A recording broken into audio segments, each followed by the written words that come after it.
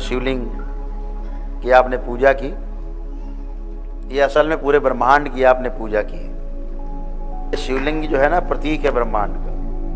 तो हम जो शिव जी कहते हैं और शंकर जी कहते हैं, भोलेनाथ कहते हैं, तो ये एक नहीं है। जब हम शिव जी कहते हैं तो शिव जी अलग हैं, और जब हम शंकर कहते हैं तो शंकर अलग हैं, भोलेनाथ अलग हैं। जिन लोगों ने शरीर के रूप में जन्म लिया, यानी उसमें उस महाशक्ति का अंश आया और वो शरीर जन्म लेते हैं। अवतार को भी नहीं पता होता है कि वो अवतार है, ये भी अद्भुत है। भगवान श्री कृष्ण को भी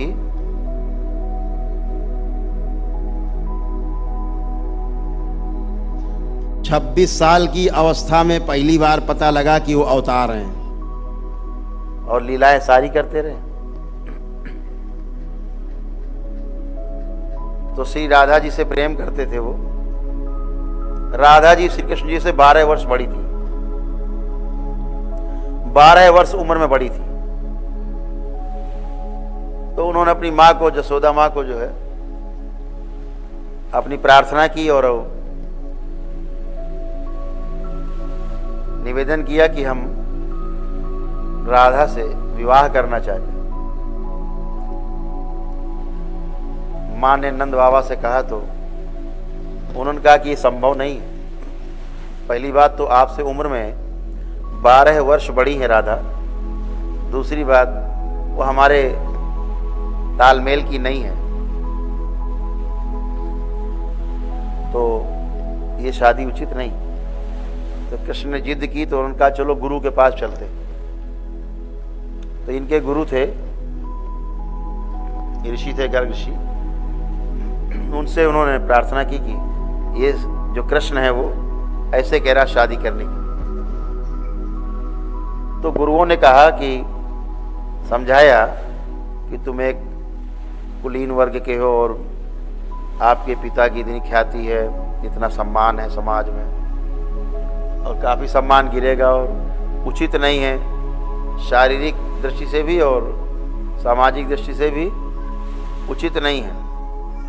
तो श्री कृष्ण ने कहा कि और राधा तो मेरे बगैर तो मर जाएगी, वो तो मुझको देख के ही जीती है। बहुत वाद विवाद हुआ, तो आखिरी में गुरुओं को कहना पड़ा कि देखो श्री कृष्ण, तुम साधारण व्यक्ति नहीं हो। तुम्हारा जन्म इसलिए नहीं हुआ कि तुम राधा से विवाह करो। तुम्हारा जन्म जो हुआ है वो सृष्टि को संतुलित करने के लिए हुआ है। तुम अवतार हो, भगवान विष्णु का अवतार हो तुम, और तुम्हें बहुत कार्य करने भी, और उनको गुरुओं ने दिखाया भी कि तुम अवतार हो। तो पहली बार श्री कृष्ण ये देख पाए कि वह अवतार है भगवान विष्णु का।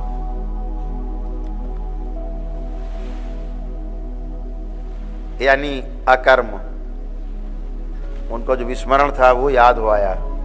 जैसे हनुमान जी को याद कराया गया कि तुम उड़ सकते हो। एक जिक्र है रामायण में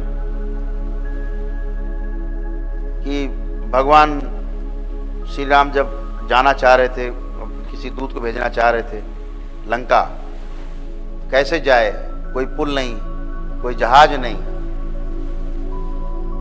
तो हनुमान जी को तैयार किया गया, उनके जो जामवंत जी थे और सब लोगों ने, नल नील सब लोगों ने, उनको याद था कि ये उड़ सकते हैं। हनुमान जी को याद नहीं था। उनसे कहा गया तुम जाओ लंका। बोले हम कैसे जाएंगे? बोले तुम उड़ सकते हो। तो वो भूले हुए थे, भूले थे। ये प्रकरण याद है आप लोगों को? तो उनको याद दिलाया जाता है, अरे आप तो उड़ सकते हो भाई। फिर अच्छा, तो जब उनके आखिरी तल से ऊपर का तल जुड़ा तो उनको शक्तियां प्रकट हो गई सारी। तो हनुमान जी लंका पहुंच गए उड़ के। बाकी लोग नहीं अपने तल को जोड़ पाए तो पुल बना के गए, अपने को नहीं जोड़ पाए, उड़ के नहीं जा पाए। ऐसे श्री कृष्ण को बताया गया कि तुम अवतार हो, और दिखाया गया, वो देख पाए कि हम अवतार हैं और हमारे कार्य, बहुत बड़े कार्य हमें करने हैं। तो श्री कृष्ण जी को पहली बार ये पता लगा कि वो अवतार है। बाकी तो लीलाएं सब बचपन की होती रही अपने आप, सृष्टि आसपास थी क्योंकि अवतार थे। जो बोलते थे वही होता था, जो कह देते थे वही हो जाता था। कोई इनके सामने टिक नहीं पाता था, कोई असुर, कोई सुर, कोई देवी देवता, राक्षस, कोई नहीं टिक पाता था उनके आगे, क्योंकि तो अवतार थे ही। तो पहली बार जान पाए। तब भगवान श्री कृष्ण आए और उसके बाद उन्होंने वहां से जाने का मन बनाया मथुरा। लोगों ने उनसे युद्ध तक किए, हर प्रकार से अपमानित करने की, गिराने की, नीचा दिखाने की कोशिशें भी हुई, वो गैर समझदारी के रूप में।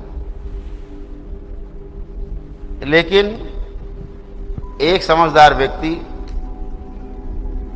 आपसे युद्ध कर भी सकता है और प्रकृति को, पूरे संसार को अपना समझ करके, स्वयं में अपने को देख करके अपनों से हार जाने का निर्णय भी ले सकता है। तो ऐसे शक्तियां सभी में रहती हैं, सभी के आसपास रहती हैं। पात्र चाहिए।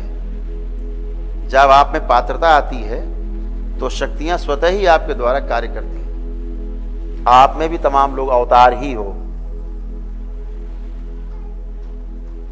आपको पता नहीं है, बस समझ रहे हैं। विस्मरण शब्द का अर्थ है कि हमें याद तो है लेकिन याद नहीं आ रहा है। अकर्म करते करते एक दिन आपको इस चीज का जब जानकारी हो जाती है कि तल से जुड़ जाते हैं, गहरे वाले तल में नीचे, ऊपर का तल सबसे नीचे वाले तल में जुड़ जाता है जब, तो उसको पूरा दिख जाता है। तो ये नहीं कहता है कि हम इस सृष्टि का अंश हैं, वो कहता है मैं ही सृष्टि हूं। फिर वो कहता है कि अहम ब्रह्मास्मि, मैं टोटल हूं, टोटल का अंश नहीं हूं, पूरा हूं मैं।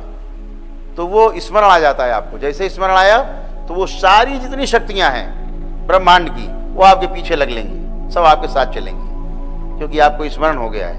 आपका ऊपर का तल, नीचे के तल दोनों जुड़ गए हैं। पूरी यात्रा चल रही है ऊपर से नीचे। अभी आपकी यात्रा खंड खंड में है, एक शरीर, एक चक्र, दूसरा चक्र, तीसरा चक्र, ऐसे चलेंगे आप। लेकिन जिस दिन आप मूलाधार से लेकर आज्ञा चक्र तक आप जुड़ जाते हैं, उस दिन आपको पता लगता है कि आप परमात्मा हो, क्योंकि आपको सारा स्मरण हो जाता है, सारा कुछ सब याद आ जाता है, और याद आते ही सारी शक्तियां सक्रिय हो जाती हैं। तो बाबा और माँ के रूप में इस धरती में जो दो अवतार हुए, शरीर में रहते जो लोग नहीं पहचान पाए, इतनी बात है। और एक गुरु अगर पूर्ण है तो ध्यान रखिए, गुरु तभी पूर्ण है जब अपने को शिष्य में प्रमाणित कर दे, तभी समझना गुरु पूर्ण है। और गुरु अगर अपने को शिष्य में प्रमाणित ना कर पाए अपने आप को, तो समझ लेना ये अपूर्ण है। तो हमारे पास दो दो महागुरु हैं, उनका प्यार इतना ज्यादा, जितना आप प्यार करते हो बाबा और माँ से, उतना ही आपको मिलता है। आप जो मनोकामना करते हो वही होता है।